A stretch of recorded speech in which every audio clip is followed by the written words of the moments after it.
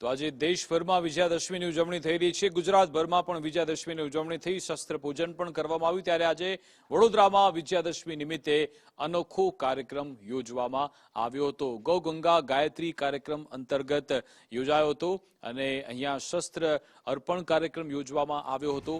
151 બહેનોનું પૂજન કરી તેમને તલવાર આપવામાં આવી હતી।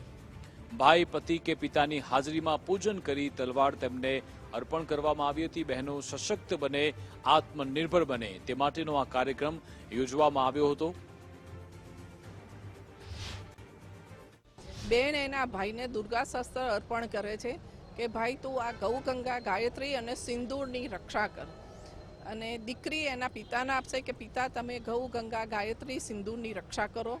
पत्नी एना पतिने आपशे के पतिश्री आप गौ गंगा गायत्री सिंदूरनी रक्षा करो। ए अमारो आ प्रोग्राम छे।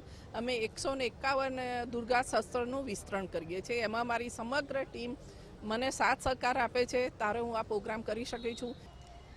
આપણો ઇતિહાસ તો જાણે જ છે કે જે આપણી ઝાંસીની રાણી છે, દરબાર છે, રાજપૂતાનીઓ જે છે, જ્યારે સમય આવ્યો છે ત્યારે શસ્ત્ર ઉપાડ્યા જ છે, પણ હવે થોડું ઘણું વિસરાઈ ગયું હતું ને હવે જે સમાજ ઊભો થયો છે એમાં જે નારીને લાચાર સમજીને જે દુર્વ્યવહાર કરવામાં આવે છે, અપમાન કરવામાં આવે છે, તો એની માટે તો નારી શક્તિ અત્યારે લાચાર નથી અને જ્યારે પણ હવે સમય આવશે તો અમને પણ તલવાર ઉપાડતા આવડે છે।